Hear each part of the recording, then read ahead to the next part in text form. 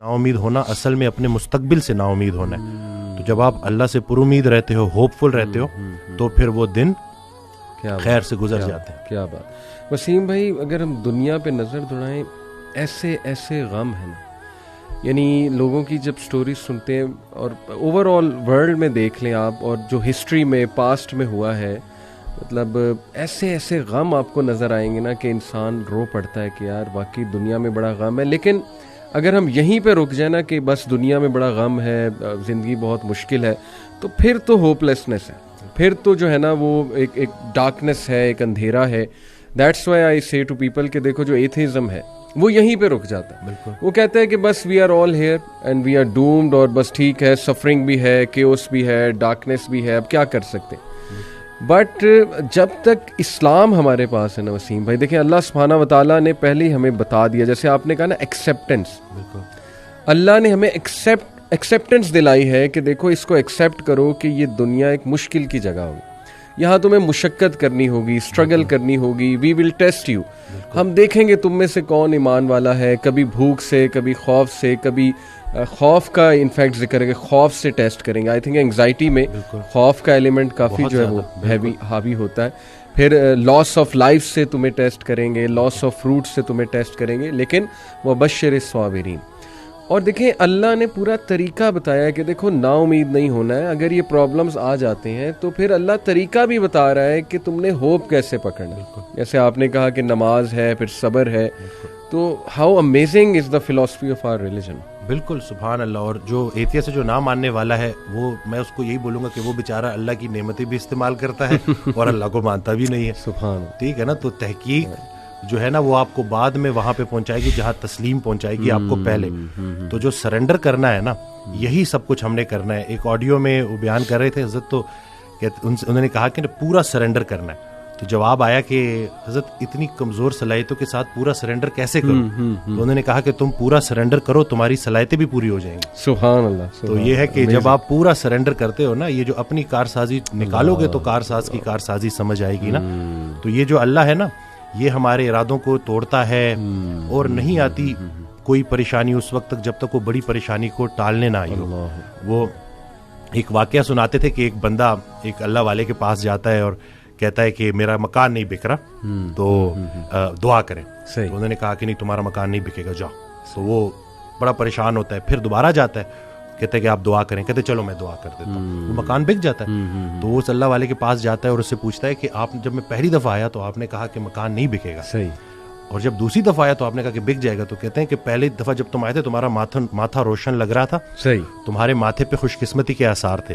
سبحان. دوسری دفعہ جب تم آئے تو تمہارے ماتھے سے بدقسمتی کے آثار آ رہے تھے, کیونکہ بڑا بدقسمت ہے وہ انسان جس کی زندگی میں اس کا گھر بک جائے.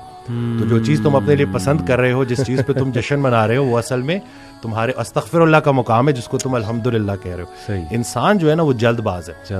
وہ کہتا ہے کہ بس میرے اللہ کو اپنے مطابق چلانا چاہتا ہے. صحیح بات. اور اللہ نے ہمارے لیے کتنی خیر رکھی ہوئی ہے, کتنی آسانی رکھی ہوئی ہے, ہمیں خوش کرنے کے لیے اللہ کے پاس اتنا کچھ ہے, لیکن ہم جلد بازی میں اور نا امیدی میں اس سے محروم ہو جاتے ہیں. اور شیطان جو ہے نا وہ ہماری رگوں میں خون کی طرح دوڑتا ہے. صحیح.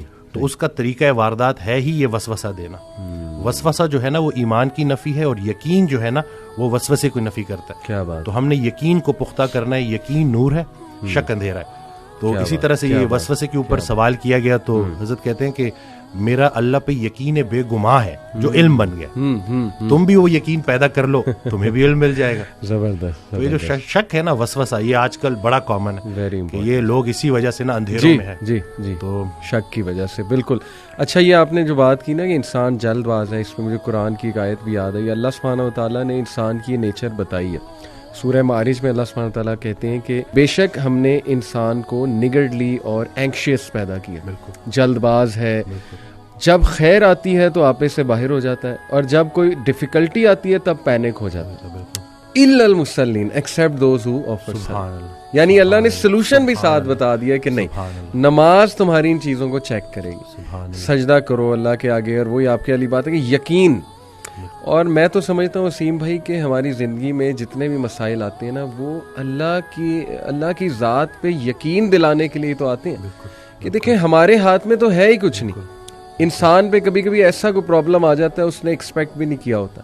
دس از ویئر، جیسے حضرت علی صلی اللہ عنہ نے کہا تھا نا کہ میں نے تو اپنے ارادوں کے ٹوٹنے سے اپنے رب کو پہچانا. تو اگر یہ چیزیں ہوتی نا وسیم بھائی، تو کیسے ہم اللہ سبحانہ و تعالیٰ کو پہچانتے، اللہ کی پاور کا ہمیں کیسے احساس ہوتا؟ بالکل. اشفاق احمد صاحب کی بات سے آپ نے سٹارٹ کیا تھا تو مجھے ایک واقعہ یاد آ گیا کہ ایک شخص ان کے پاس گیا اور کہا کہ اشفاق صاحب کوئی زندگی آسان کرنے کی ٹپ دے دیں. تو انہوں نے کہا میں تمہیں موت آسان کرنے کی ٹپ نہ دوں. تو کہتے ہیں چلے وہی دے دیں. کہتے ہیں اگر تم اپنی موت آسان کرنا چاہتے ہو تو جاؤ کسی کی زندگی آسان کر دو. اللہ. تو جو اللہ کا کام کرنے والے ہوتے ہیں وہ گلہ نہیں کرتے، وہ شکر کرتے ہیں اور لوگوں کے کام آتے ہیں. وہ سارے کام جو ہے نا وہ اللہ پہ نہیں ڈالنے، اللہ کے بہت سارے کام ہیں جو ہم نے کرنے ہیں. اور دوسرا یہ کہ خواہشات، یہ جو دنیاوی خواہشات ہیں، یہ جو فانی چیزوں کی محبت ہے، آپ کو جیتے جی فانی کر دیتی ہیں. اور یہ جتنا کچھ بھی ہے نا، وہ ایک شعر ہے کہ تیرے سوا کروں پسند کیا تیری کائنات میں، دونوں جہاں کی نعمتیں قیمت بندگی نہیں. تو اللہ جو ہے نا اس کو ہم نے کسی چیز، کسی لالچ سے ہٹ کے صرف اللہ کیونکہ عبادت کے لائق ہے اور اللہ خالق ہے، اور ہم نے اپنے حالات کو نہیں دیکھنا، بس ہم نے ماننا ہے. امیر انسان اگر اللہ سے دور ہے تو امیری اس کے لیے آزمائش ہے، غریب انسان اگر اللہ سے دور ہے تو غریبی اس کے لیے آزمائش ہے. بلکہ وہ ایک آڈیو میں ارشاد فرماتے ہیں کہ جو غریب ہے نا وہ بھی غنی ہو سکتا ہے. وہ غریب غنی ہے جس کی امیر کے مال پہ نظر نہیں. تو اب وہ دیکھیں نا کہ کتنا آسان ہے ہمارے لیے نا. لیکن یہی ہے کہ اس کو پریکٹس کرنا، اور پھر یہی ہے کہ جو کامیابی کا ہم نے جو ایک معیار رکھ دیا ہے وہ صرف یہی ہے کہ بینک بیلنس اور یہی سب کچھ. تو انسان بھی بیچارہ نا بڑے بڑے گھر بناتا ہے اور سوتا اسی ایک چھوٹی سی تنگ سی جگہ پہ ہے، بستر پہ، جتنی اس نے قبر میں سونا ہے. صحیح بات. اور یہ ہے کہ وہ حضرت کہتے ہیں کہ جو چیزیں تم نے اپنے مرنے کے بعد ویسی چھوڑ جانی اس کو اپنی زندگی میں کیوں نہ چھوڑ دو. ایک اور جگہ کہتے ہیں کہ جن کو تم نے اپنے مرنے کا غم دے کے جانا ہے ان کو اپنی زندگی میں تھوڑی خوشیاں تو دے جاؤ. تو یہ جو ہے نا عمل، مصروف عمل ہونا ہے اور ارد گرد کے لوگوں کے کام آنا ہے. جی. It sums it all up, mashallah.